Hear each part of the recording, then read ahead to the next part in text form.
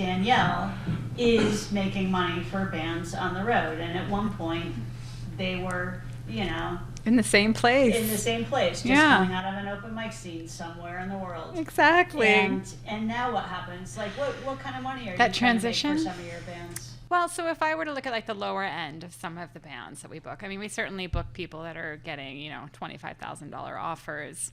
But a lot of the artists that I work with are, getting $1,000 guarantees, 750 guarantees, 500 guarantees.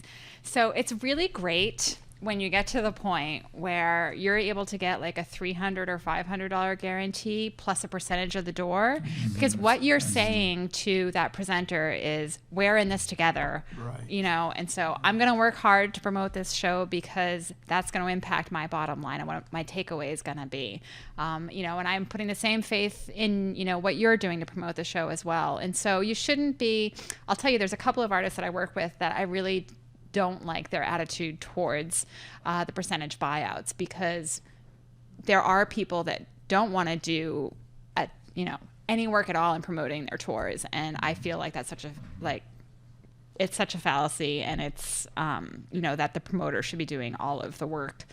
You need to be reaching out to your fans. They don't have direct access to your fans, you do.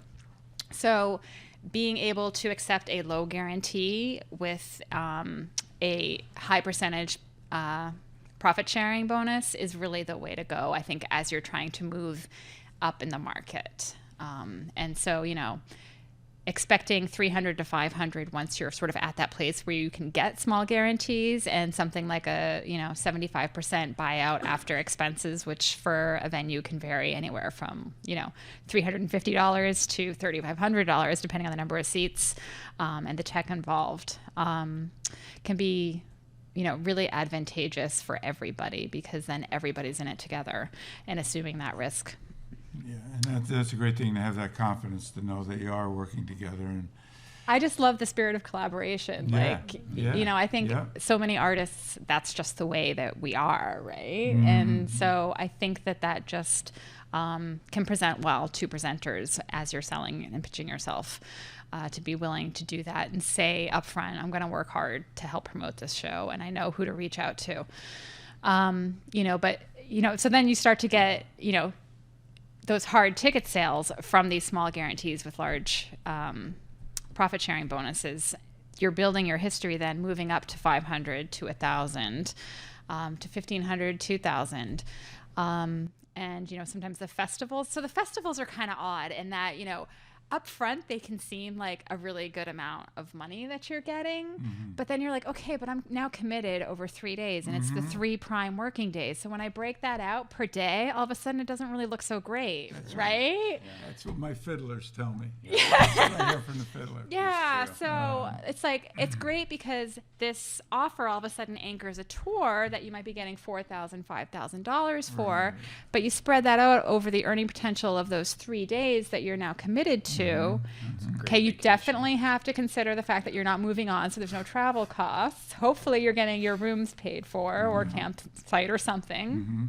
But if on your own, not part of a festival, if you're able to get $1,000 to $1,500 a night, you may actually be doing better things to further your career by doing those hard seat sells instead of a festival, even though the festivals are so much fun. Yeah, that's a really good point, because I do think of the festivals as being the be-all and end-all. I just, and I never think of it that way.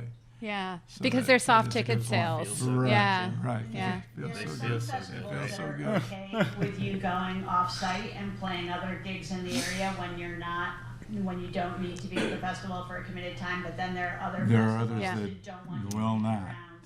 And that's because of the big names. Yeah. The big names. The guys like us, they couldn't care less. That is important to consider when you are routing your tour, though, is the radius clause for the different venues or festivals. So, Explain what that Sure. So festivals in particular usually have large radius clauses written into their contracts, and sometimes they're not even written, and you have to actually approach them because you want to keep good relations. But what that is basically the distance and time around your contracted gigs that you are obligated not to play within that market. So, typically for a Performing Arts Center series, you might see something that's like 30 days before, 30 days after, or 60 days before, 30 days after, and either 60 or 90 miles playing distance. So as you're building your tour, you need to keep those in mind and be sure to ask, because I think that it really, I'll tell you, like half the time it's not part of the contract. And if you actually make the effort to ask and be mindful and respectful of that, that actually goes a long way in building that relationship, being like, I'm really glad you asked. Thanks for, actually paying attention to that. And as far as that goes, that's kind of not a bad idea to think about your plays in towns as you're making your schedule too, not just as for festivals, but if say you played in Burlington, you wouldn't want to play Burlington like the night after or like even the week after. Then you the whoever's booking you there is not, they don't like that. So you want to kind of play into that, and that's also taken away from the collaborative side of things, where you're doing everything you can to bring the most amount of the most amount of value to the venues that you end up playing. So you want to space them out. Right, and you don't want to have, like, within a month's time, 2 plays in a city where you're basically tiring out your audience, and you're only able to then show, say, if you only played once within that month, then you might be able to get 80 people to your show. But if you played twice within that month, then you're only getting maybe 40 and 40, and so that doesn't actually look very good. Yeah. Sometimes, so our radius clause for Cafe Lena is 60 days, 60 miles. That's before and after the gig. So it's pretty generous. Yeah. To us, not to you. But it does work. I mean, it does actually work well for the artist's favor as well, because Ultimately work well for them as well. So then that says public or private performances. Right. So I'm including house concerts and so forth, because I know that a lot of my audience members do go to house concerts, and if my whole audience went to a house concert, they would come here to see you. Right.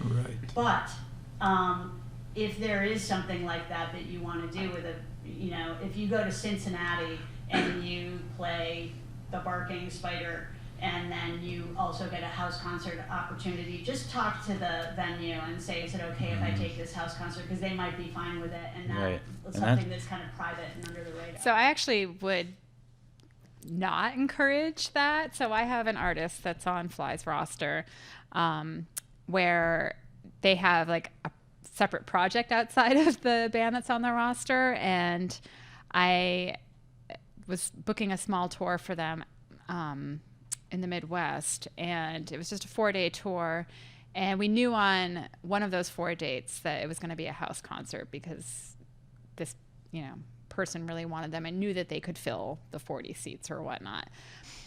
I actually ended up in that same city where the house concert was going to be, finding a small listening room, and instead saying, okay, you're trying to actually build this project.